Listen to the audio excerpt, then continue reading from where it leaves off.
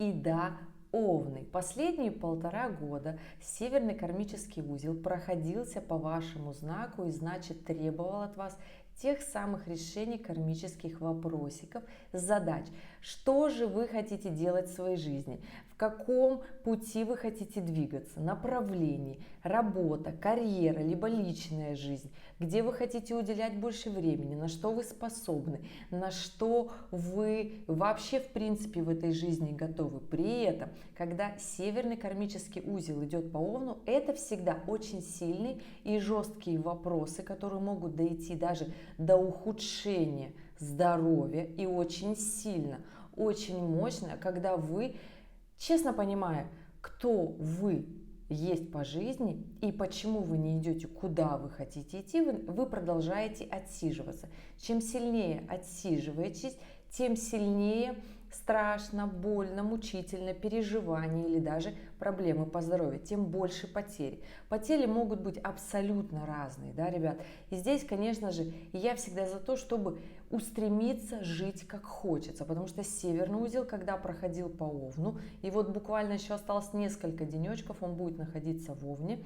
и вот те Овны, кто родился близко к рыбам, у вас сейчас максимальные такие вопросики, кто я, куда я хочу пойти, да, и здесь все отсидки, это такая история, ну, так себе, неприятная, да, поэтому ближайшие 1,5 года для всех овнов, неважно какой вы декады, дорогие овны, это вопрос ваших расширений границ. Расширение границ в работе, в карьере, в социальном статусе, кем вы хотите стать по жизни, куда вы идете, куда вы стремитесь, насколько вы поработали со своими страхами, настолько вы поработали со своими переживаниями, потому что Лилит все это время находилась и продолжает еще будет до конца марта 2025 года находиться в весах, третья декада, а значит будет для овнов третья декада еще очень сильная такая мощная работа со страхами, да? Именно сейчас на смене этих кармических узлов знаков Лилит находится еще во второй декаде, и овны второй декады максимально сейчас зимой понимают, на что они способны, к чему они готовы, к чему не готовы. То есть но при этом, если отсиживаться и переживать со своими страхами, то получается, что никуда не идете вперед. Да, нужно просто понимать, почему вы останавливаетесь и стоите на этом самом месте. Почему вы не идете вперед? Почему по тому или иному вопросу у вас то самое мнение или же заблуждение? Потому что Лилит на самом деле это наша внутренняя история, когда мы не идем вперед, боимся, переживаем настолько, что нам сложно вылезти из своей, я бы так сказала, раковине, в которой безопасно, но при этом вылазить надо. Потому что только работа со своими страхами, дорогие овны, дает то самое развитие вперед. И что же будет у овнов первой декады, как говорится, на ближайшие 1,5 года, и какие кармические задачи будут у вас, ребята? Здесь, конечно же, из возможностей, да, здесь поездки, здесь покупка недвижимости, здесь новое проявление себя, да, новые проекты, новые занятия, новая работа. Насколько вы готовы трудиться ради всех тех возможностей, которые я озвучила, насколько вы готовы вкладывать силы эмоциональные, духовные, но при этом невозможно просто пахать. Здесь еще необходимо найти вот этот баланс расслабления и обязательно выделять время для своего здоровья, потому что труд и отдых – это противоположности, которые должны быть урегулированы. То есть здесь не та история, что у меня не получается отдыхать, у меня только работа занимает все. Тогда вот здесь, понимаете, история, это не та история, которая ведет на Олимп славы, да, популярности или финансов. Нет, здесь история, которая будет очень сильно давать заниматься собой. То есть если вы бесконечно пашете, но не отдыхаете, а отдых должен быть это сон, еда, то есть это должно быть настроение, где вы питаете силу для развития, для той самой работы. В алкоголе, в зависимостях вы не будете искать черпать больше сил. Будет казаться, что это так, но вы поймете, что это уже пережитки и не получится в них черпать свои силы для движения вперед. Для недвижимости необходим четкий рациональный подход, умение к накопительству, в том числе умение расширять свои границы, умение выбирать ту самую недвижимость, где вы хотите ее приобрести, и будет она приобретена для работы, либо же она будет для вашей личной жизни приобретена, и эту историю вы должны сами понимать, насколько она вам нужна, да? Поэтому овны первой декады у вас момент такой очень мощный и необходимы. Конечно же, здесь будет очень сильно еще работать Уран, подбрасывать новые идеи для развития. Конечно же, здесь Нептун, который поменяет знак в конце марта 2025 года и войдет в Овну, будет естественно давать либо вот это воодушевление к работе, либо депрессивное состояние, где вы будете понимать, что вы не дотягиваете, уровень профессионализма вашего не тот, который бы вам хотелось. Естественно, как нарабатывается уровень профессионализма? Трудом. Естественно, постоянными попытками к действию. И это у вас будет, дорогие овны, получаться очень хорошо на ближайшие 1,5 года. Чем больше будете прикладывать усилий, с первого раза, конечно же, не получится. Но здесь на подмогу приходит Сатурн, дерзкий 25 мая 2025, дерзкие, активные движения по плану, рациональное движение, просчет. Естественно, здесь хочу вам сказать, что дела пойдут уже увереннее, гораздо стабильнее. И я бы сказала, немножко жестче, да, все-таки овны первой декады еще немножко вот так фонят рыбами, хочется подрасслабиться, хочется вот так под настроение, но здесь должно быть, естественно, понимание своего настроения, что вы делаете так, что вы делаете не так. Ну и ребят, работа с зависимостью. Понимаете, что вы говорите, что вы не договариваете, иллюзии, общение, контакты, кто в вашей жизни происходит и случается. И, конечно же, да, скажу, что история здесь должна быть такая очень мощная и очень интересная, если вы максимально честны в своей работе с коллегами, с близкими и в отношениях в том числе. Тогда будет складываться все хорошо. Иллюзии, измены, обманы все равно выйдут на поверхность. И случится это через 1,5 года, когда кармические узлы поменяют знак и перейдут в Водолея, во Льва, когда гордыня максимально проснется, когда захочется все воздушные замки смыть, стереть, почувствовать свою свободу, ради чего хочется жить на самом деле. Поэтому сразу говорю, не лучшее время на ближайшие 1,5 года все-таки впадать в любого рода иллюзии. Разрушайте их, и это будет вам хорошо, здесь вам будет счастье. Овны второй декады, ребята, скажу, что здесь, конечно же, история со страхами, конечно же, которая случилась у вас зимой 2024-2025 года, конечно же, максимальная сила, с которой вы работали осенью 2024, насколько вы готовы подняться вверх, насколько вы готовы, я бы сказала, расширить свои границы, потому что у Овна второй декады здесь расширение границ именно популярности, движение вперед, расширение границ семейных в том числе. У кого-то возможно зачатие ребеночка, если вы хотите, если вы согласны, если вы двигаетесь в этом направлении, если вам нужно. У кого-то, естественно, расширение границ семейных, выход замуж, отношения, любовь. Но здесь, ребят, понимаете, что страстные чувства, конечно же, они у вас будут, но еще раз говорю, без иллюзий. То есть, если вы максимально четко понимаете, для чего вы выходите замуж, я не говорю, что любовь это то чувство, которое не нужно на него смотреть ни в коем случае. Если вы понимаете, что вам максимально комфортно с человеком, и комфорт этот не только финансовый, но комфорт этот еще и душевно, то есть вы с человеком проводите много времени, вам вместе хорошо, вы вместе, у вас, как я люблю говорить, схожий плейлист, да, то есть схожая музыка в плейлисте или 70%, тогда это говорит уже о том, что вот прям классно, да. Если вы с этим человеком уже давно, у вас есть общие интересы, и вы понимаете, что здесь нужно либо идти вперед, либо эти отношения разрушать. И вот здесь, насколько вы поработали, дорогие овны, второй декады со своими страхами, насколько вы идете вперед, насколько вы позволите себе пойти вперед, и будут складываться, конечно же, ваши отношения. Здесь про любовь, здесь про эмоции, и, пожалуйста, максимально без иллюзий. И если вы позволите переступить через свои страхи, потерять вот этот какой-то такой контроль, желание все контролировать, да, как любят это овны второй декады делать, вот если вы позволите себе здесь расслабиться и начать именно чувствовать, да, в отношениях, тогда и ваша личная жизнь будет складываться в том самом ключе. Поэтому здесь, дорогие овны второй декады, у вас история на ближайшие 1,5 года.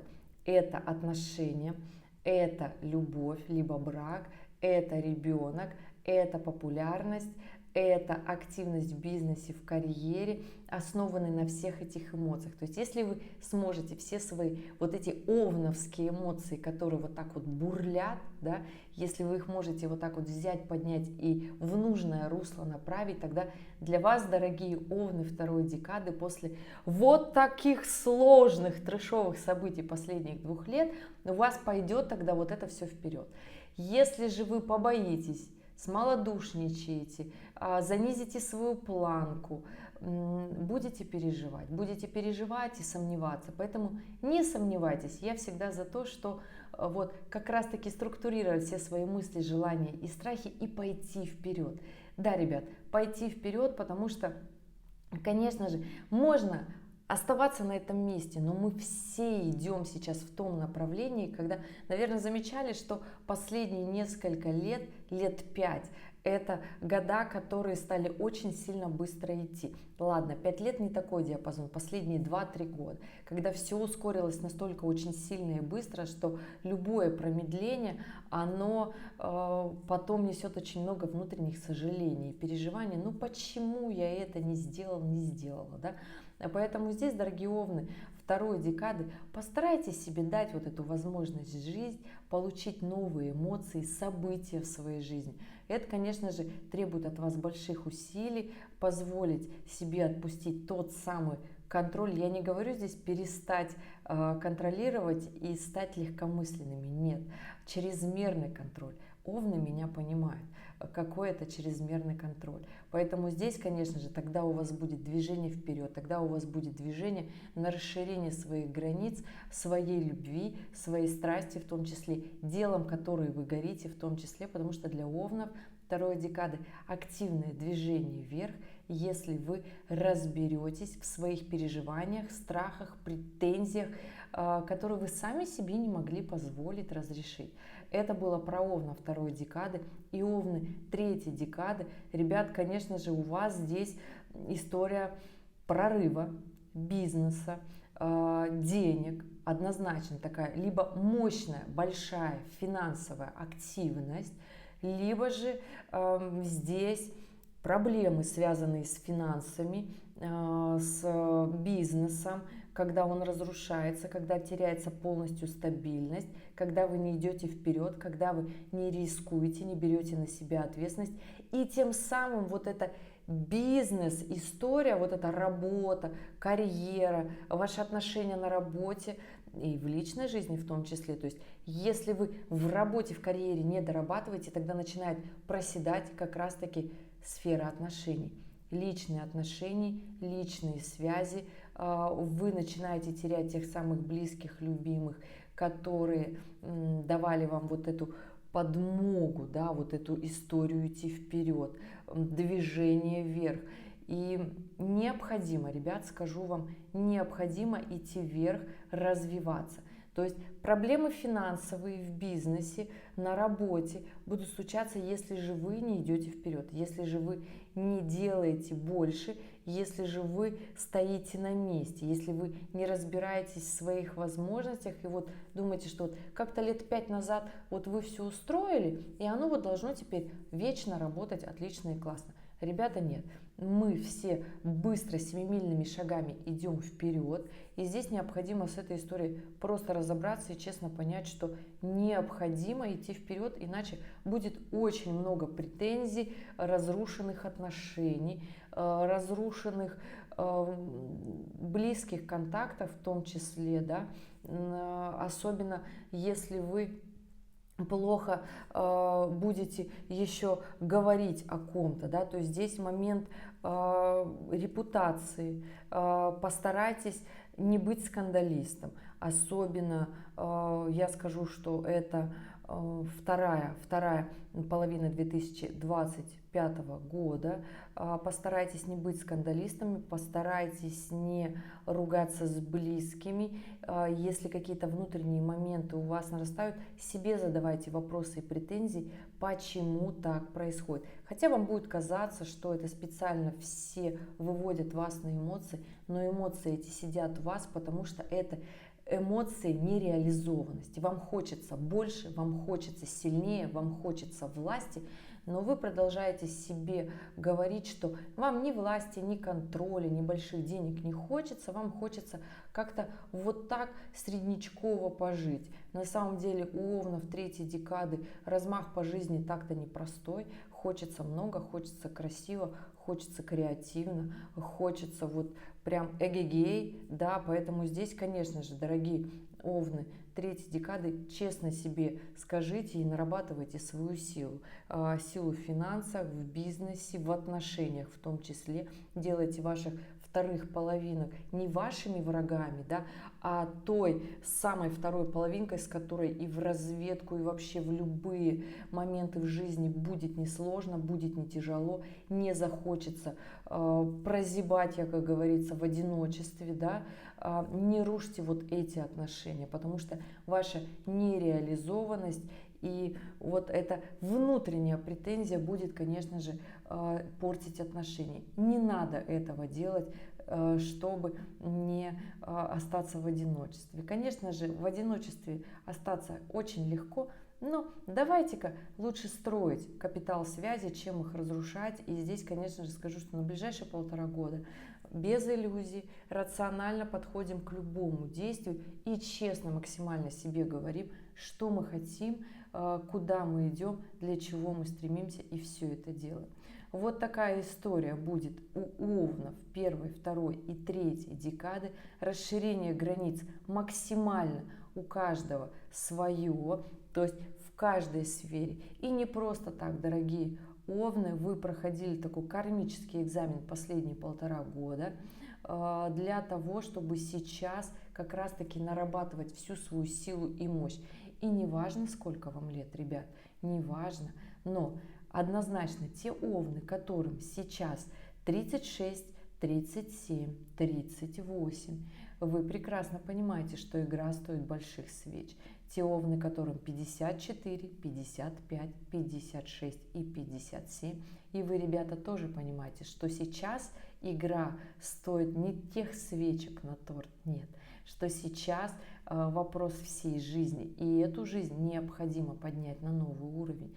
И нет, когда мне говорят, что все, 50 лет, все, мы уже там старые, ребят, ничего не знаю, ничего не знаю, всем можно жить в 2 раза больше, чем 50, и живите счастливо, живите долго, но без внутренних эмоций, радости и счастья, страсти гореть любимым делом, любить свою семью, обожать тот труд, которым вы занимаетесь, без этого овны не могут. Неважно, какой вы декады, да, но овны 3 декады любят получать мощный такой финансовый приток за то, что вы делаете. Овны 2 декады любят за все свои действия получать внутреннюю вот эту страсть, когда вот этот задор овновский, вот он идет, огонь, внутренний огонь.